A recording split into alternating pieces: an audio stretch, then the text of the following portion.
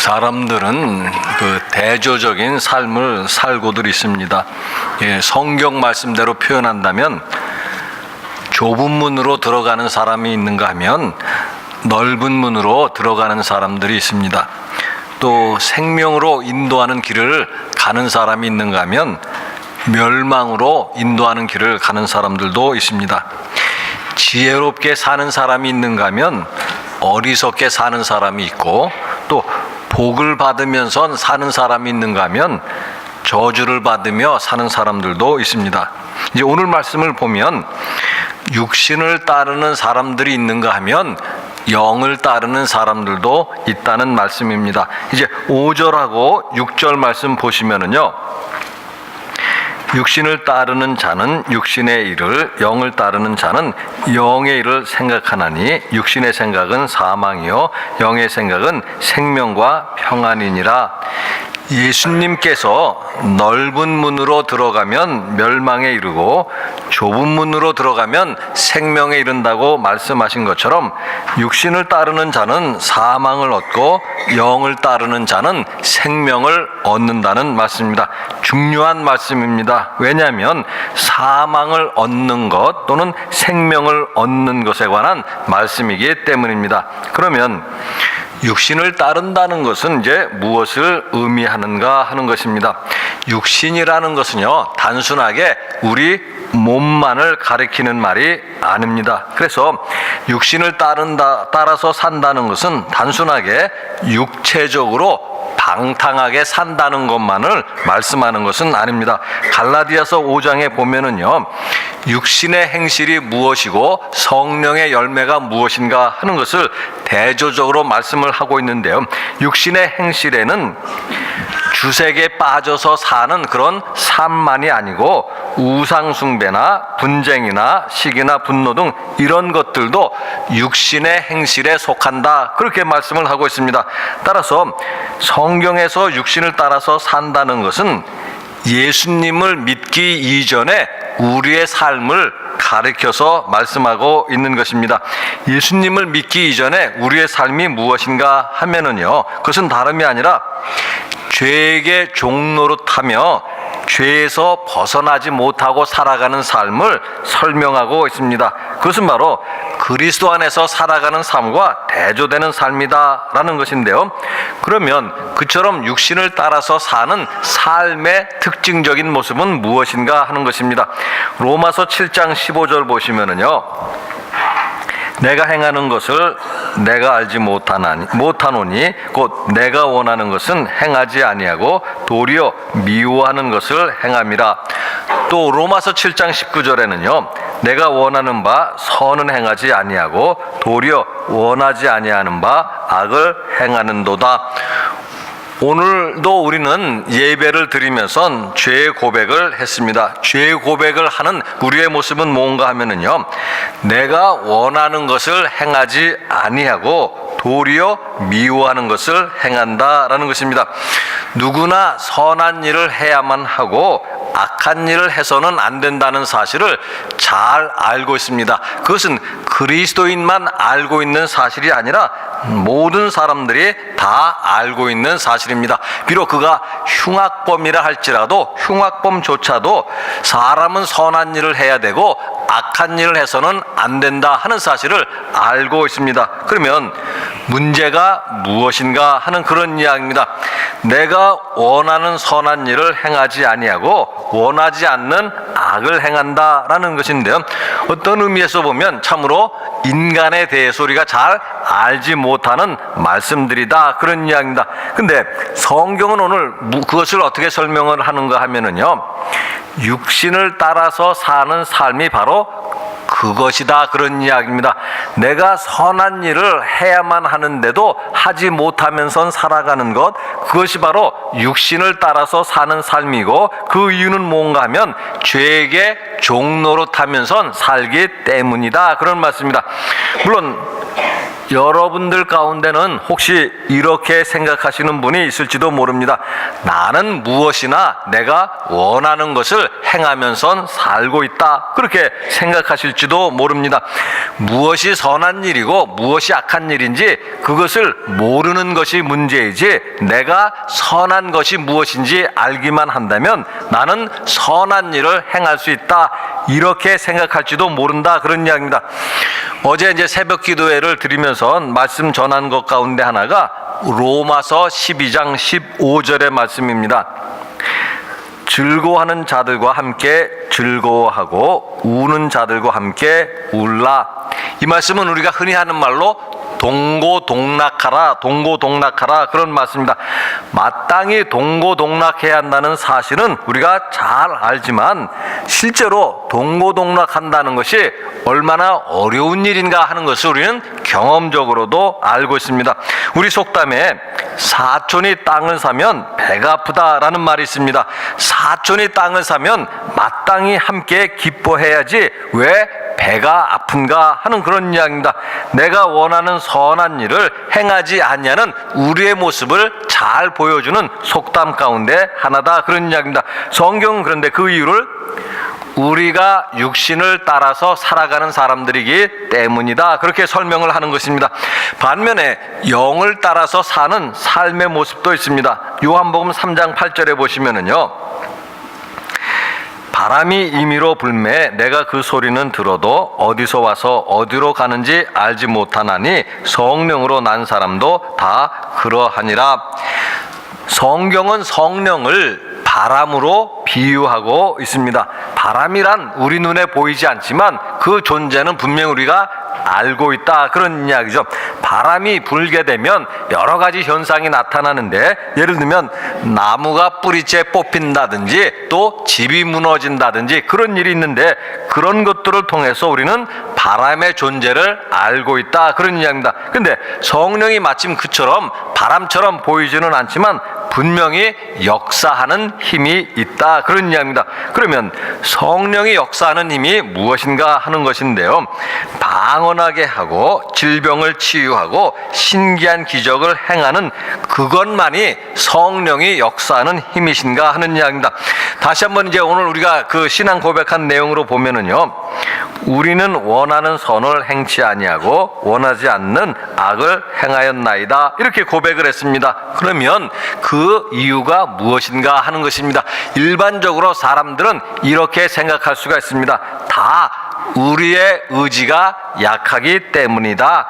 의지가 약하기 때문에 원하는 것 행하지 못하고 원하지 않는 것을 행하는 것이다. 그렇게 말씀을 할 수가 있습니다. 그런데 성경은 우리의 의지 때문이 아니다. 그런 이야기입니다. 이것은 사람의 의지가 강하고 약하고의 문제가 아니다. 그런 이야기입니다. 문제는 무엇인가 하면 모든 사람들이 죄의 지배를 받고 있다는 사실이고, 그 죄가 우리를 이렇게 의지가 없는 사람인 것처럼 만들고 있다. 그런 이야기입니다. 그래서 늘 기독교가 죄의 문제를 심각하게 생각하도록 하는 이유도 바로 여기에 있습니다. 죄라는 것은 다름이 아니라 우리의 의지 자체를 무용지물로 만드는 힘이다. 그런 이야기입니다. 그래서 누구나 악한 일을 해서는 안 된다는 것을 알고 있고 선한 일을 해야만 한다는 것도 알고 있지만, 알면서도 아는 대로 행하지 못하는 것은 바로 우리 자신이 죄의 지배를 받고 있기 때문이다. 그런 이야기입니다. 우리가 죄의 지배를 받아서 죄의 종로로 타는 한은 우리가 원한다고 해서 원하는 것을 행할 수 있는 것이 아니다. 그런 이야기입니다. 그래서 우리는 죄에서 벗어나야 된다는 것이고, 죄에게 더 이상 종로로 타지 않아야 된다는 것이고, 죄에서 자유함을 얻어야 된다. 그런 말씀입니다. 그러면 어떻게 그렇게 할 수 있겠는가 하는 것인데, 그것이 다름 아니라 성령이 하시는 일이다. 그런 이야기입니다. 성령이 역사하시는 힘 가운데 하나가 우리를 죄에게 종로로 타지 아니하게 하고 죄에서 자유하게 하시는 것이 바로 성령이 역사하시는 힘이다. 그런 뜻입니다. 오늘 이제 3절 말씀 보시면은요.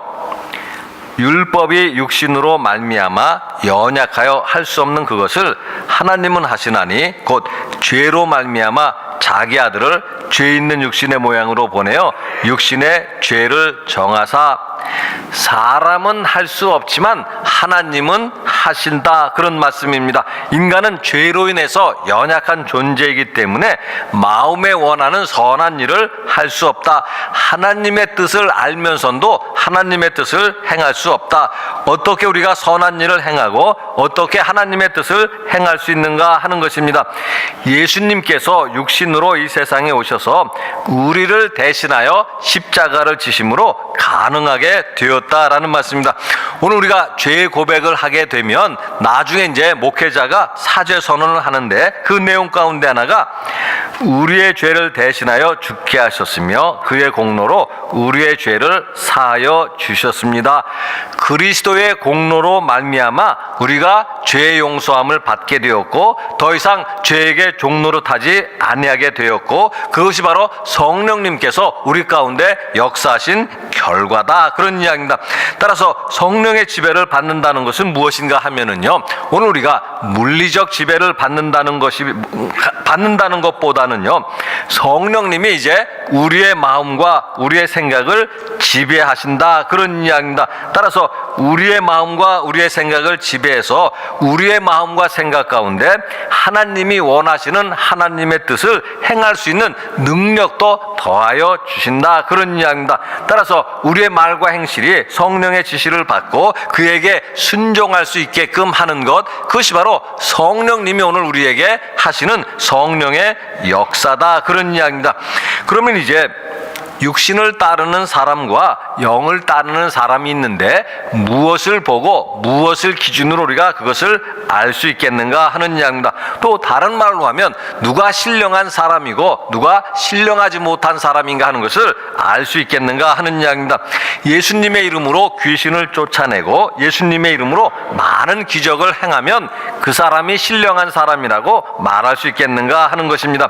성경은 그것보다는 그의 말과 행실을 보고 알 수 있고 판단할 수 있다, 그런 이야기입니다. 그의 생각과 마음을 지배하는 것이 무엇인지를 우리가 본다고 한다면 그 사실을 우리가 알 수 있다, 그런 이야기입니다. 따라서 오늘 우리는 스스로도 한번 자신을 보면서 자신을 평가해 볼 수도 있습니다.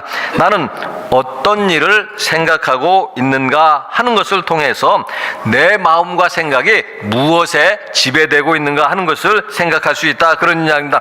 내가 하나님의 일을 생각하고 있는지 아니면 사람의 일을 생각하고 있는지, 또 내가 현재 생각하고 있는 것을 다른 사람들에게 자신 있게 말할 수 있는지 아니면 내가 생각하는 것을 다른 사람들에게 말하지 못하고 숨겨야만 하는 것인지 하는 것들을 통해서 우리가 판단할 수가 있습니다. 마가복음 8장 33절에 보시면은요, 예수께서 돌이키사 제자들을 보시며 제자들을 꾸짖어 이르시되 사탄아 내 뒤로 물러가라. 내가 하나님의 일을 생각하지 아니하고 도리어 사람의 일을 생각하는도다 하시고, 예수님이 베드로를 꾸짖어서 말씀하시는 것입니다. 베드로가 하나님의 일을 생각하지 아니하고 사람의 일을 생각하고 있다라는 것입니다. 이것은 당시에 베드로가 영을 따라서 영의 일을 생각한 것이 아니라 육신을 따라서 육신의 일을 생각하고 있었다, 그런 뜻입니다. 또 골로새서 3장 2절에 보시면은요, 위의 것을 생각하고 땅의 것을 생각하지 말라. 하늘에 속한 것을 생각하면서 살고 있는지 아니면 땅에 속한 것만을 생각하면서 살고 있는가 하는 것입니다. 또 눈에 보이지 아니하는 것을 소망하면서 살고 있는지 아니면 눈에 보이는 것만을 소망하면서 살고 있는지, 이런 것들을 통해서 자기 자신을 판단할 수가 있습니다. 또 요한복음 6장 27절에 보시면은요, 썩을 양식을 위하여 일하지 말고 영생하도록 있는 양식을 위하여 하라. 이 양식은 인자가 너희에게 주리니 인자는 아버지 하나님께서 인치신 자니라. 썩을 양식만을 위해서 일하고 있는지 영생하도록 하는 양식을 위해서도 일하고 있는지, 이런 것들을 통해서 판단할 수 있다, 그런 뜻입니다. 우리가 무엇을 바라보고 무엇을 생각하는가에 따라서 우리는 육신을 따르는 사람이 될 수도 있고 성령을 따르는 사람이 될 수도 있습니다. 육신을 따르는 사람은 눈에 보이는 것만을 바라보고 생각하며 살아가고 있습니다. 그런데 그 결과가 무엇이겠는가 하는 것입니다. 예를 들어 우리가 눈에 보이는 재물만을 바라보고 생각하며 산다고 한다면 그 결과는 우리는 재물에게 종로로 탈 수밖에 없을 것이고 재물로 인해서 날마다 염려할 수밖에 없을 것이고 결국 사망의 길로 가게 될 수밖에 없다, 그런 뜻입니다. 반면에 성령을 따르는 사람은 눈에 보이지 않는 것을 바라보면서 살아갑니다. 성령을 따르는 사람들은 땅에 속한 것이 아니라 하늘에 속한 것을 생각하며 살아가고 있습니다. 따라서 땅에 속한 사람들에게는 어리석은 사람으로 보이지만 결국 하나님이 준비하신 생명의 길로 가게 된다, 그런 뜻입니다. 오늘 우리는 사순절을 보내는 가운데 있습니다. 사순절은 그리스도의 고난과 죽음을 생각하며 지내는 절기입니다. 동시에 그리스도인의 고난에 대해서도 생각하며 지내는 절기입니다. 로마서 8장 17절에서 18절에 보시면은요, 자녀이면 또한 상속자 곧 하나님의 상속자요 그리스도와 함께한 상속자니 우리가 그와 함께 영광을 받기 위하여 고난도 함께 받아야 할 것이니라 생각하건대 현재의 고난은 장차 우리에게 나타날 영광과 비교할 수 없도다. 그리스도인들은 그리스도와 함께하는 사람들입니다. 그리스도인들은 함께 영광을 받을 뿐만 아니라 고난도 함께 받아야 하는 사람들입니다. 이 말씀도 오늘 우리가 무엇을 생각하며 무엇을 마음에 두고 살아야 할까 하는 것을 가르치고 있는 말씀입니다.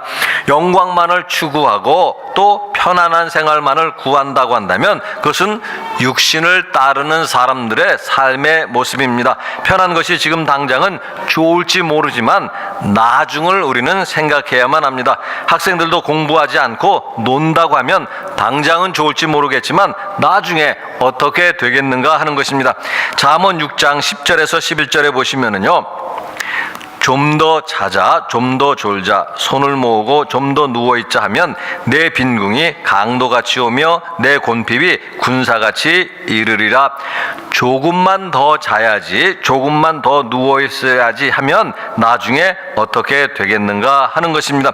여러분들은 여러분들 스스로를 어떻게 판단할지 모르지만은요, 제가 근래 여러분들을 판단할 때는 많은 분들이 얼마나 편안하게 신앙생활을 하고 있는가 하는 것입니다. 또 많은 분들이 얼마나 게으름 속에서 신앙생활을 하고 있는가 하는 그런 이야기입니다.